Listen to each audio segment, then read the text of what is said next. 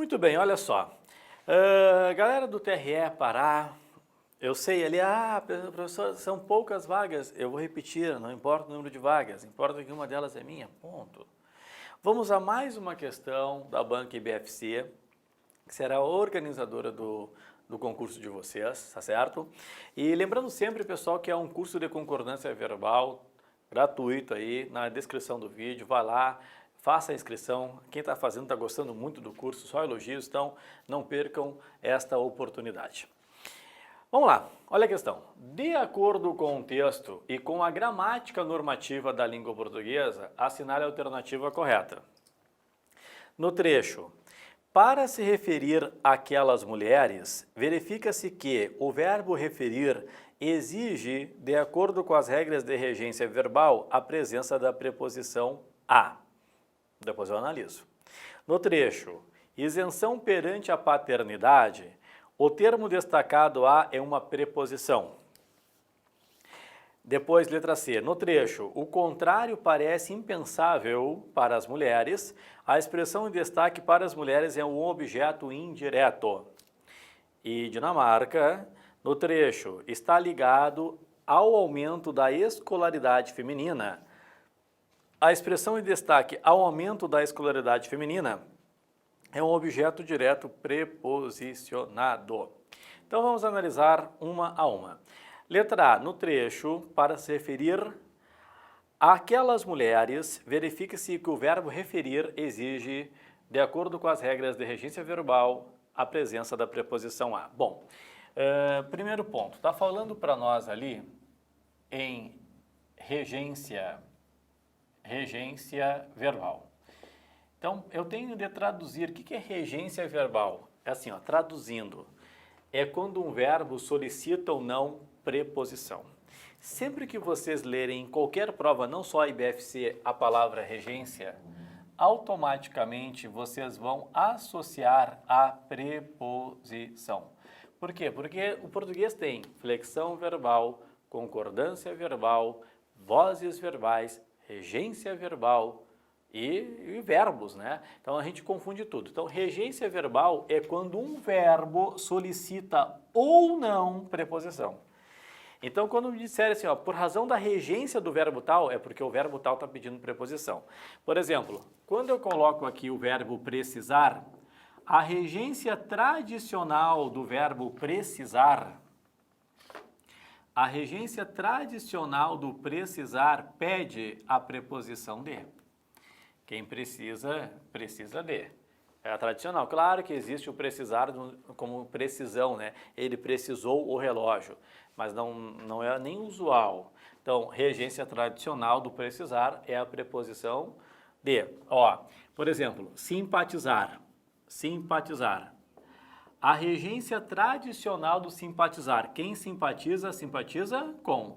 Então, aqui está a regência tradicional do simpatizar. Ó, acreditar. Acreditar. Regência tradicional. Quem acredita, acredita em. Então, a regência tradicional do acreditar é em. Então, e o referir-se? Ó, referir-se. Quem se refere a. Então, a regência tradicional do referir-se é o a. Então, olha o que diz ali, ó. Para se referir àquelas mulheres, quem se refere a. O a do referir-se uniu-se literalmente ao a do aquelas. Esse azinho aqui se uniu a esse outro a.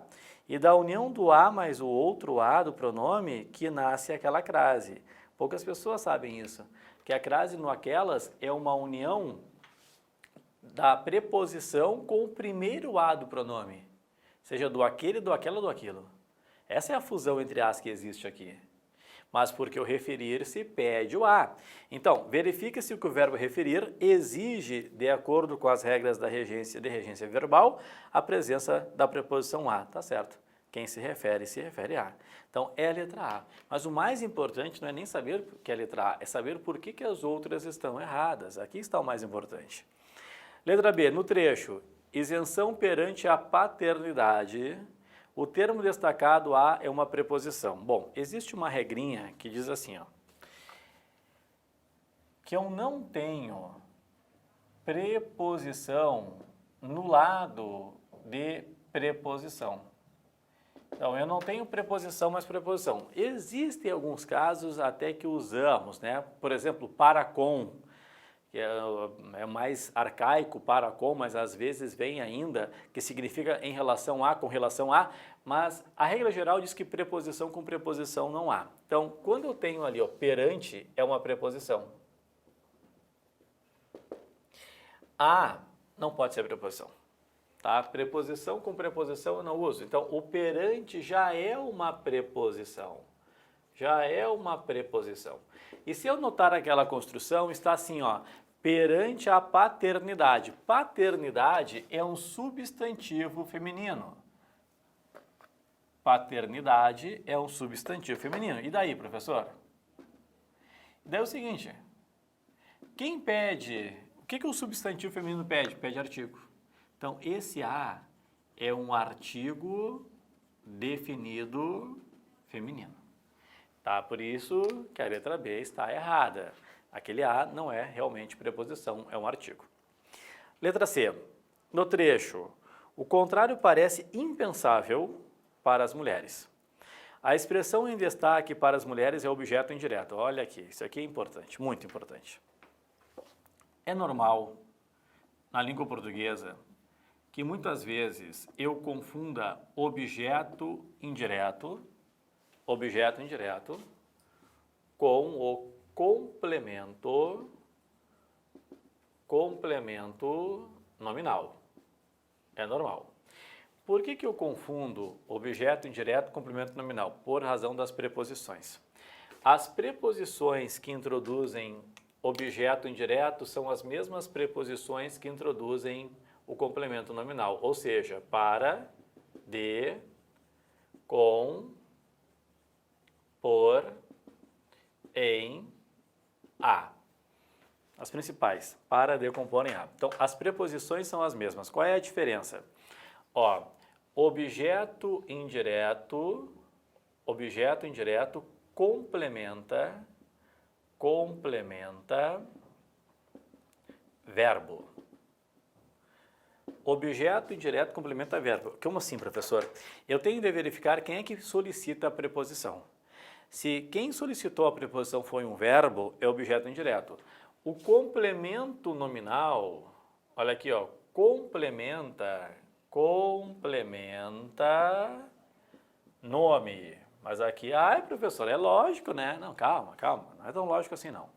E nome, aqui, no caso, é substantivo, e quando é complemento nominal é só substantivo abstrato, é adjetivo ou ainda advérbio. Então, é importante verificar quem que a preposição está complementando.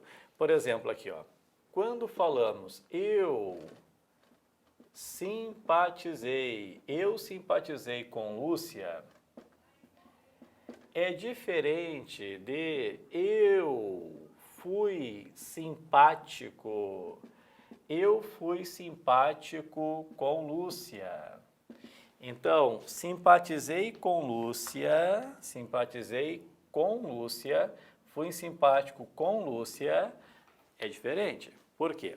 Porque eu simpatizei com Lúcia, a preposição com está complementando o simpatizei, que é um verbo. Eu simpatizei, tu simpatizaste, ele simpatizou, objeto indireto. Eu fui simpático com Lúcia, o com Lúcia está complementando o simpático, que é um nome.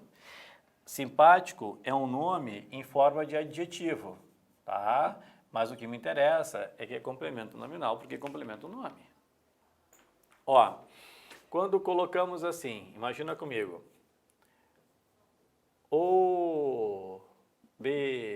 obedeça aos pais. Depois, a obediência aos pais é importante. Olha a diferença. Obedeça aos pais, destaquei aos pais, aqui tem a preposição a. A obediência aos pais é importante, destaquei aos pais, aqui tem a preposição a. A diferença, a preposição a de aos pais na primeira frase complementa um verbo, obedecer.